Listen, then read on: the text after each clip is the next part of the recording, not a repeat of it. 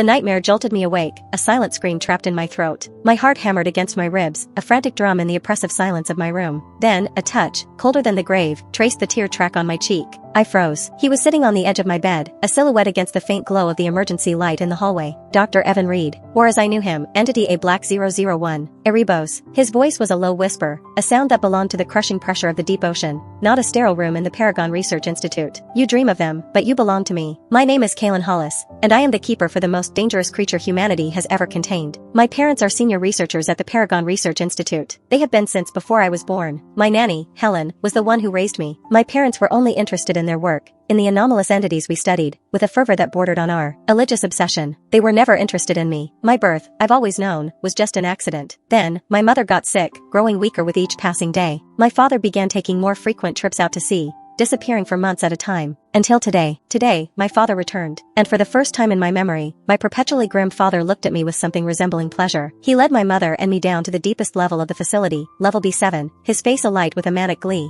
Look, he breathed, his voice trembling with excitement. It's a miracle. He pulled back a heavy curtain. It revealed a creature suspended in a massive, reinforced containment tank. It was he was a merman. Tiny, glowing particles drifted in the synthetic seawater, the telltale sign of a powerful weakening agent. Mounted on the ceiling above the tank were twin sonic emitters and high-voltage tasers. All of it screamed one thing: this merman was incredibly dangerous. Perhaps because he had lived his entire life in the sunless abyss, his skin was as pale and smooth as marble. His lower body was a tail, easily 2 meters long, covered in scales the color of polished obsidian. Under the harsh fluorescent lights, they shimmered with a cold, menacing beauty. I'd seen many anomalous entities in my 20 years, but nothing had ever struck me with such force. I swear, he was the most beautiful, most perfect creature I had ever seen. Suddenly, a high-frequency sound, almost inaudible, emanated from the merman's throat. We didn't know it then, but every electronic device in the room flickered and died for a fraction of a second. My mother stumbled forward, pressing herself against the thick glass of the tank, her eyes fixated on the merman. Her face contorted as she mashed it against the glass, a grotesque smile splitting her features. A dry, rattling cackle escaped her lips. My father, meanwhile, raised a camera. He began snapping photos, the flash glinting off the glass, capturing the image of my mother and the merman. Click, click, click. Kaylin, look. This is the greatest discovery of the 21st century. It's an anomalous entity from the deep sea. Designation, A Black 001. My father pulled out a file. First detected in the Mariana Trench. We tracked it for over 2 years before we successfully acquired it. He turned, his hand clamping down on my shoulder,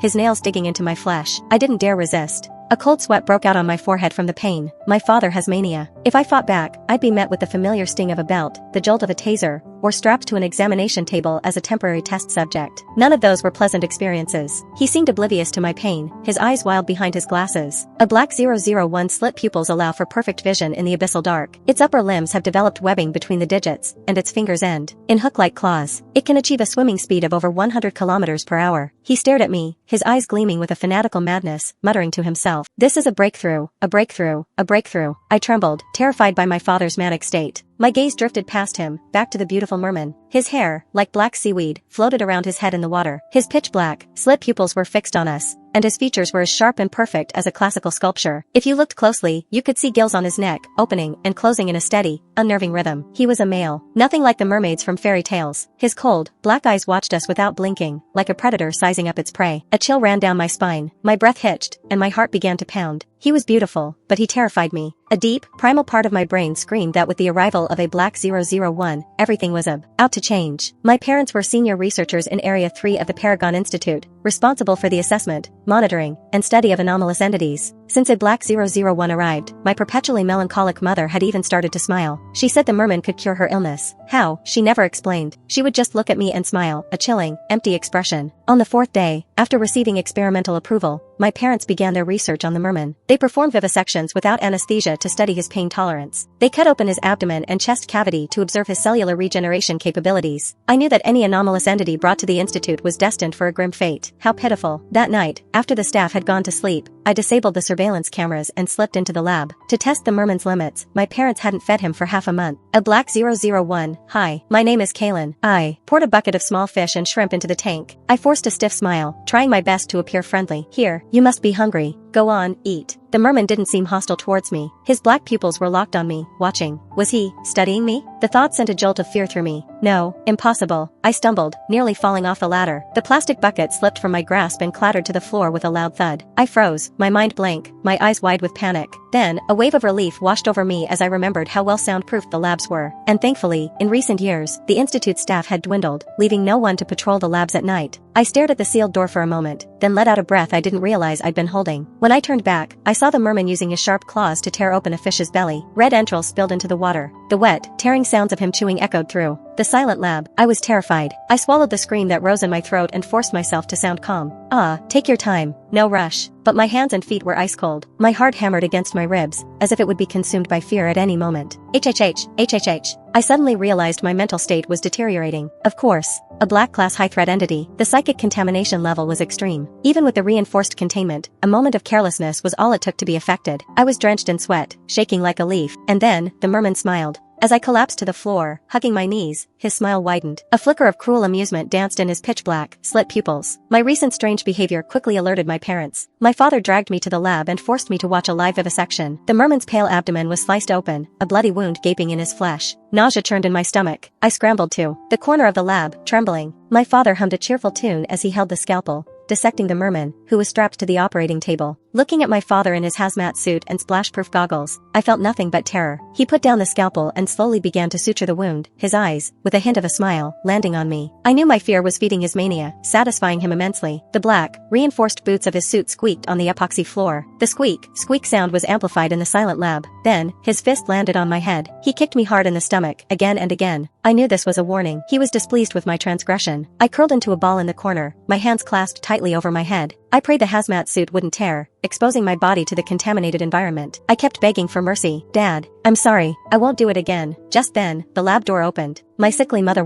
Get in. She yawned, then froze when she saw the scene. I immediately cried out, Mom, my hopeful gaze fixed on her. Mom, save me. But my mother simply looked away, her expression cold and indifferent. She, too, was wearing a hazmat suit. She walked over to the operating table and coughed a few times. Darling, what's the progress on the circulatory and nervous systems? And the organ self-regeneration rate? Mom, it hurts. Are the blood analysis results back yet? What about cell division and DNA replication? Mom, save me. My father finally stopped, breathing heavily. He crouched down gracefully and patted my cheek. Shut up. One more word and I'll sew your mouth shut. Be a good boy. Don't make me angry, or else. He didn't finish, but I understood. Or else, the merman lying on the operating table would be my fate. Then, my mother walked over. She looked down at me, her face devoid of any emotion. I clutched my aching stomach and forced a placating SM.